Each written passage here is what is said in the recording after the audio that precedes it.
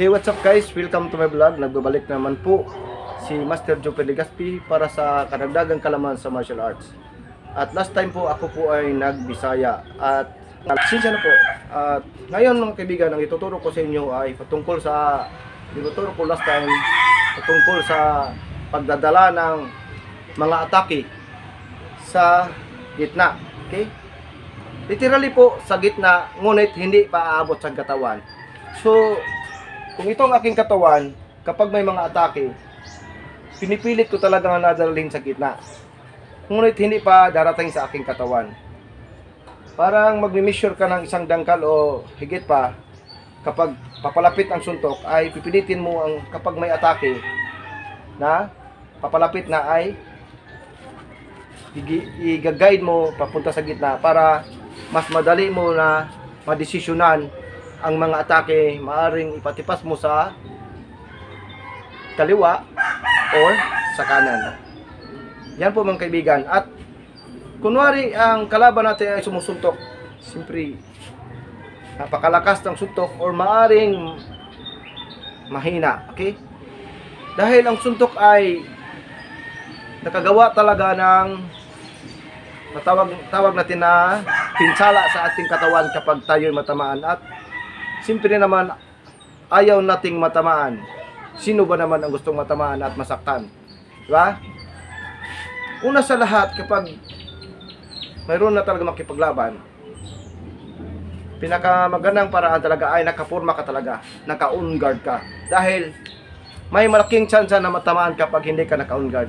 Dapat preparado ka. Tama? Kung ang kalaban pa rin ay sumusuntok, parang ganyan, suntok, mas madali mo ipaliwanag sa inyo kung gumamit ang kanan. Kapag naka-on guard ka na, ayan, dapat nakayuko ka ng konti. Unang isip mo ay kontrolin mo ang distansya. Bakit naman po ang distansya? Distansya po ang unang iisipin dahil para ikaw ay magkakataon na pumurma. Okay? Dahil kapag nakadistansya ka, malaking tulong na yun dahil nakapag-isip ka kung ano ang dapat dipinsa mo. Okay? Dahil parang ang oras ay parang ginto. Dahil sayang naman ang ginto kung mawala lang. So, kapag ikaw sinusuntok, pag ganyan, distansya ka talaga. Kapag hindi ka pa handa magdepensa.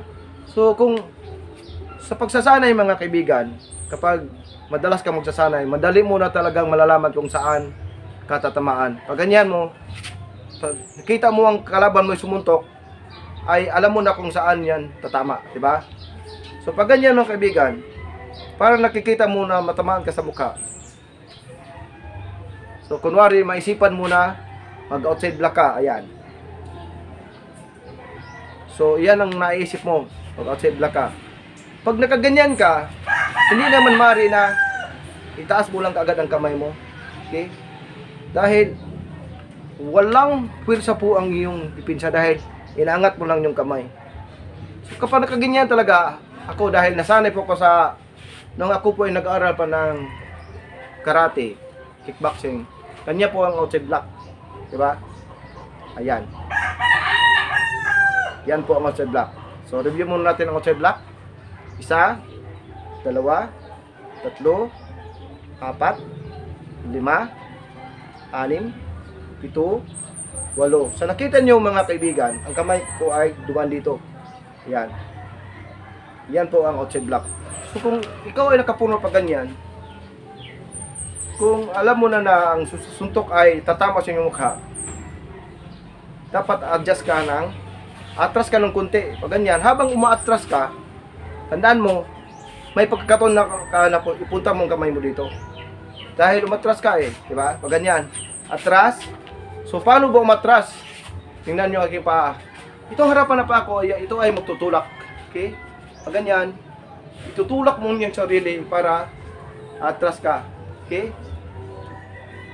Hindi ko sinasabi na ang bigat mo ay ilagay mo sa likod.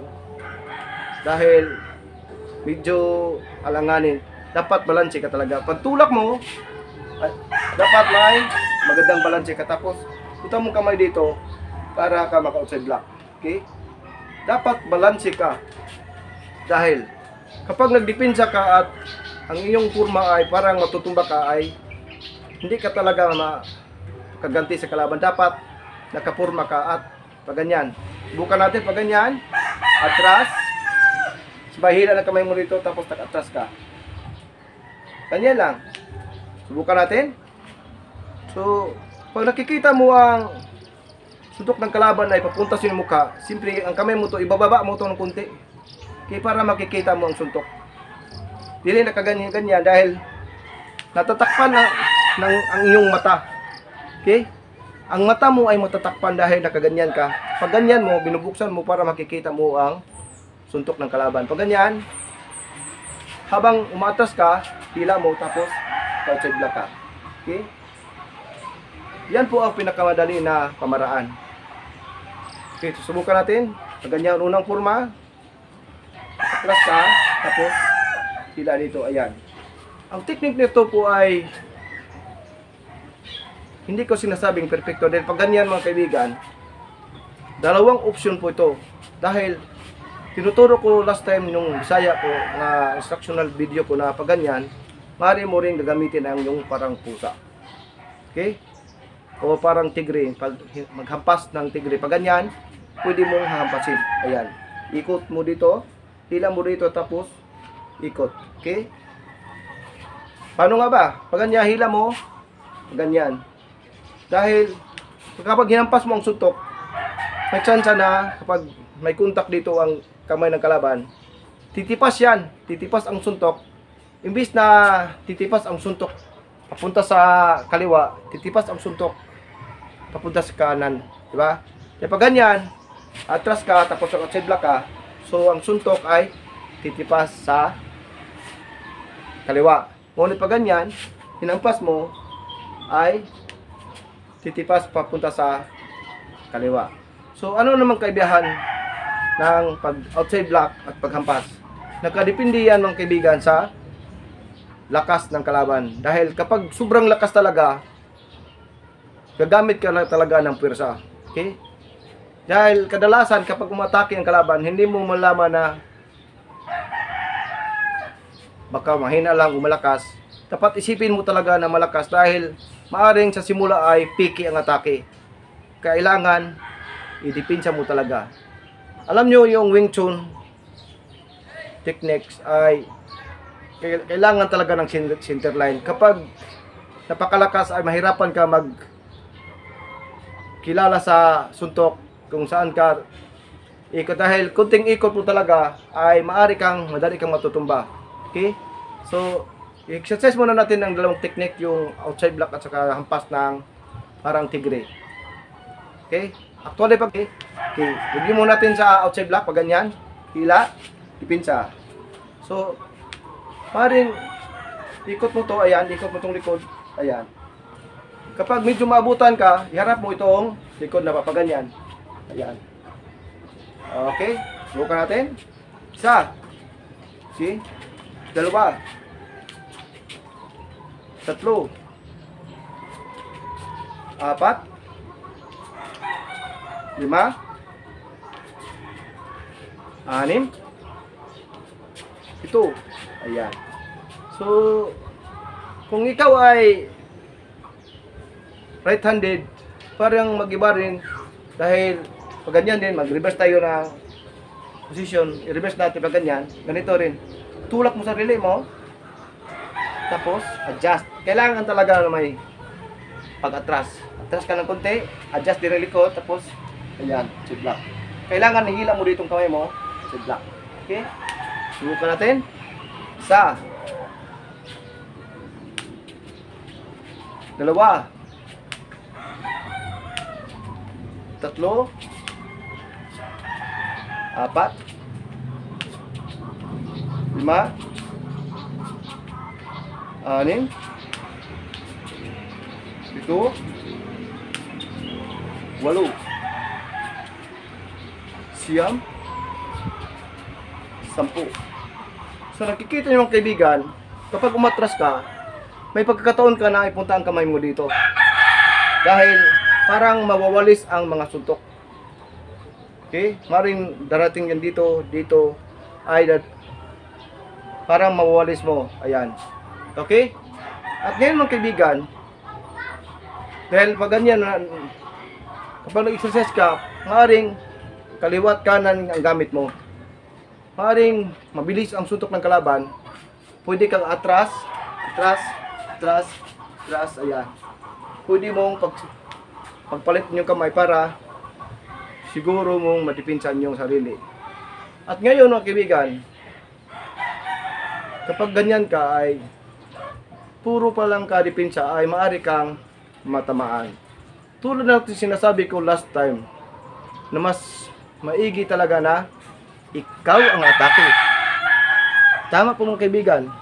Dahil puro ka dipinsa, may malaking tsansa na ikaw ang matatamaan. So isa-isip mo talaga na kung maaari, gumanti ka kagad. Unahan mo yung kalaban, gumawa ko ng kombinasyon, mag-aaral ka ng iba't ibang paraan ng pag-atake, mga piki na atake, mga tamang timing, rhythm, parang musika, tempo, para mas ikaw ay gagaling. So tinuturo ko na last time ang mga paraan sa pag-atake ay subukan nyo i-combine, okay? Or ihalo, okay? So bago ako alis ay may tuturo nyo ako sa inyo na depensa. Okay? Pare pag ganyan mo ay parang matamaan kasi yan, malamdaman mo na tama ka dito, atras ka, dito mo ilagay ang kamay mo, tapos tawag to inside gate. Dahil magagawa ka ng gate dito. Pag ganyan, imbis na parang hampas ka ng parang pusa, dito mo. Tapos ikot mo to dito, ganti. Okay? Isa pa nga, subukan natin. So ipatuloy natin next time, bigay ko yung technique muna ngayon. Okay, ala na kayo? Atras, punta dito kamay, pinsa, suntok. Okay? Subukan natin. Atras, pinsa, suntok. Kapag hindi ka sigurado, dapat dito may contact dito. Okay? Dahil maaaring kapag may atake dito, maaaring kang iwas. Magamit mo yung weaving, tapos cover. Pinsa, pwede kang lalayo. Okay? Ulitin natin. Pinsa, suntok. Ganun din sa kabila, kapag ganyan, dito ka, pinsa, tapos pag ganyan, pas, dito ka, suntok. Pinsa, suntok. Okay? Kapag gumanti ka, ikot talaga dito. Ayan. So, discuss natin yan, ito natin next time. Okay? So, sana nagustuhan yung aking pinamahagi ko sa inyo. So, hanggang dito lang muna tayo at sa mga baguhan lang sa aking channel, paki-click lang ang subscribe button sa Pada Master. Paki-like and share na lang. At sa mga gustong update sa aking mga videos, paki-click ng notification bell. See you next time. Bye-bye!